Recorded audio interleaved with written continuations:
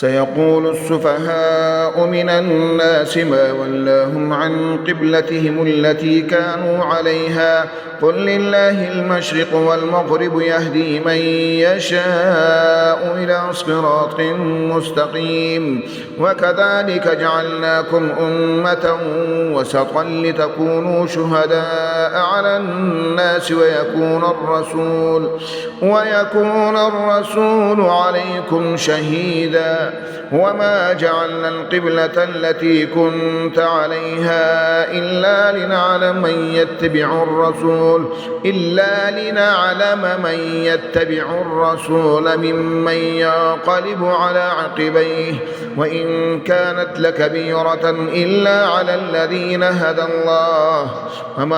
وما كان الله ليضيع إيمانكم إن الله بالناس لرؤوف رحيم قد نرى تقلب وجهك في السماء فلنولينك قبلة ترضاها فول وجهك شطر المسجد الحرام وحيث ما كنتم فولوا وجوهكم شطره وإن الذين أوتوا الكتاب ليعلمون أنه الحق من ربهم وما الله بغافل عما يعملون ولئن أتيت الذين أوتوا الكتاب بكل آية ما تبعوا قبلتك وما أنت بتابع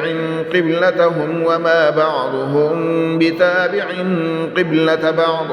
ولئن اتبعت أهواءهم من بعد ما جاءك من العلم إنك إذا لمن الظالمين الذين آتيناهم الكتاب يعرفونه كما يعرفون أبناءهم وإن فريقا منهم ليكتمون الحق وهم يعلمون الحق من ربك فلا تكونن من الممترين ولكل وجهة هو موليها فاستبقوا الخيرات أينما تكونوا يأتي بكم الله جميعا إن الله على كل شيء قدير فمن حيث خرجت فول وجهك شطر المسجد الحرام وإنه للحق من ربك وما الله بغافل عما تعملون ومن حيث خرجت فول وجهك شطر المسجد الحرام وحيث ما كنتم فولوا وجوهكم شطره لئلا يكون للناس عليكم حجة إلا الذين ظلموا منهم فلا تخشوهم واخشوني ولأتم نعمتي عليكم ولعلكم تهتدون كما أرسلنا فيكم رسولا منكم يتلو عليكم آياتنا ويزكيكم ويعلمكم الكتاب والحكمة ويعلمكم ما لم تكونوا تعلمون فاذكروني أذكركم واشكروا لي ولا تكفرون يا أيها الذين آمنوا استعينوا بالصبر والصلاة إن الله مع الصابرين ولا تقولوا لمن يقتل في سبيل الله أموات بل أحياء ولكن لا تشعرون ولنبلونكم بشيء من الخوف والجوع ونقص من الأموال والأنفس والثمرات وبشر الصابرين الذين إذا أصابتهم مصيبة قالوا إنا لله وإنا إليه راجعون أولئك عليهم صلوات من ربهم ورحمة وأولئك هم المهتدون إن الصفا والمروة من شعائر الله فمن حج البيت أو اعتمر فلا جناح عليه أن يطوف بهما ومن تطوع خيرا فإن الله شاكر عليم إن الذين يكتمون ما أنزلنا من البينات والهدى من بعد ما بيناه للناس في الكتاب أولئك يلعنهم الله ويلعنهم اللاعنون إلا الذين تابوا وأصلحوا وبينوا فأولئك أولئك أتوب عليهم وأنا التواب الرحيم. إن الذين كفروا وماتوا وهم كفار أولئك عليهم لعنة الله والملائكة والناس أجمعين خالدين فيها لا يخفف عنهم العذاب ولا هم ينظرون. وإلهكم إله واحد لا إله إلا هو الرحمن الرحيم. إن في خلق السماوات والأرض واختلاف الليل والنهار والفلك التي تجري في البحر بما ينفع الناس وما أنزل الله من السماء من ماء فأحيا به الأرض بعد موتها وبث فيها من كل دابة وتصريف الرياح والسحاب المسخر بين السماء والأرض لآيات لقوم يعقلون. ومن الناس من يتخذ من دون الله أندادا يحبونهم كحب الله والذين آمنوا أشد حبا لله ولو يرى الذين ظلموا إذ يرون العذاب أن القوة لله جميعا وأن الله شديد العذاب إذ تبرأ الذين اتبعوا من الذين اتبعوا ورأوا العذاب وتقطعت بهم الأسباب. وقال الذين اتبعوا لو أن لنا كرة فنتبرأ منهم كما تبرأوا منا كذلك يريهم الله أعمالهم حسرات عليهم وما هم بخارجين من النار. يا أيها الناس كلوا مما في الأرض حلالا طيبا ولا تتبعوا خطوات الشيطان إنه لكم عدو مبين. إنما يأمركم بالسوء والفحشاء وأن تقولوا على الله ما لا تعلمون. وإذا قيل لهم اتبعوا ما أنزل الله قالوا بل نتبع ما ألفينا عليه آباءنا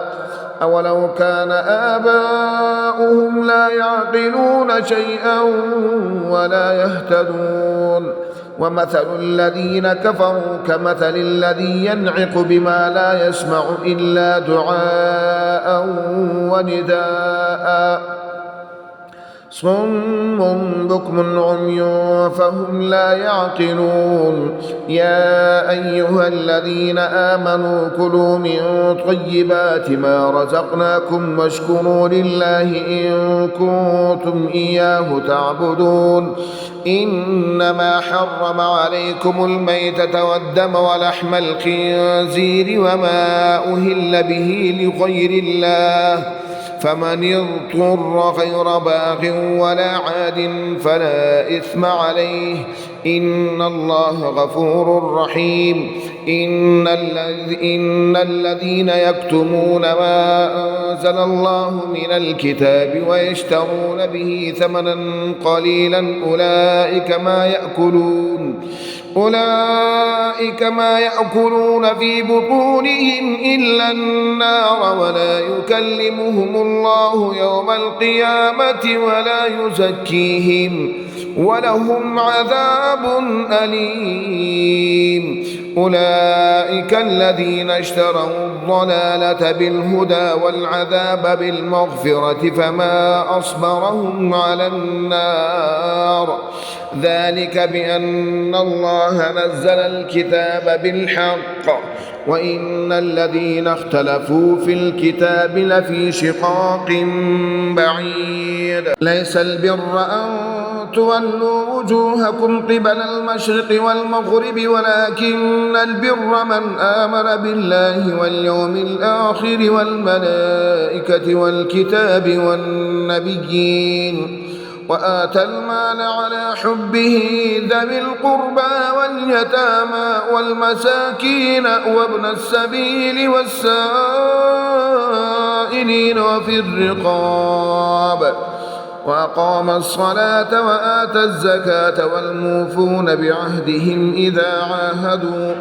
والصابرين في البأساء والضراء وحين البأس أولئك الذين صدقوا وأولئك هم المتقون. يا أيها الذين آمنوا كتب عليكم القصاص في القتلى الحر بالحر والعبد بالعبد والأنثى بالأنثى فمن عفي له من أخيه شيء فاتباع بالمعروف وأداء إليه بإحسان ذلك تخفيف من ربكم ورحمة فمن اعتدى بعد ذلك فله عذاب أليم. ولكم في القصاص حياة يا أولي الألباب لعلكم تتقون. كتب عليكم إذا حضر أحدكم الموت إن ترك خيرا الوصية للوالدين والأقربين بالمعروف حقا على المتقين. فمن بدله بعدما سمعه فإنما إثمه على الذين يبدلونه إن الله سميع عليم. فمن خاف من موص جنفا أو إثما فأصلح بينهم فلا إثم عليه إن الله غفور رحيم. يا أيها الذين آمنوا كتب عليكم الصيام كما كتب على الذين من قبلكم لعلكم تتقون أياما معدودات فمن كان منكم مريضا أو على سفر فعدة من أيام أخر وعلى الذين يطيقونه فدية طعام مسكين فمن تطوع خيرا فهو خير له وأن تصوموا خير لكم إن كنتم تعلمون. شهر رمضان الذي أنزل فيه القرآن هدى للناس وبينات من الهدى والفرقان فمن شهد منكم الشهر فليصمه فمن كان مريضا أو على سفر فعدة من أيام أخر يريد الله بكم اليسر ولا يريد بكم العسر ولتكملوا العدة ولتكبروا الله على ما هداكم ولعلكم تشكرون. وإذا سألك عبادي عني فإني قريب أجيب دعوة الداع إذا دعاني فليستجيبوا لي وليؤمنوا بي لعلهم يرشدون. وحل لكم ليلة الصيام الرفث إلى نسائكم هن لباس لكم وأنتم لباس لهن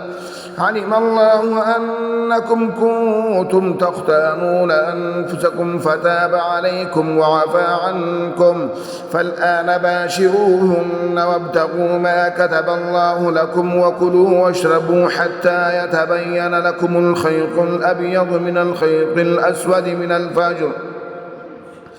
ثم أتموا الصيام إلى الليل ولا تباشروهن وأنتم عاكفون في المساجد تلك حدود الله فلا تقربوها كذلك يبين الله آياته للناس لعلهم يتقون.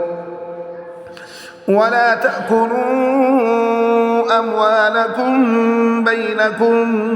بالباطل وتدلوا بها إلى الحكام لتأكلوا فريقا من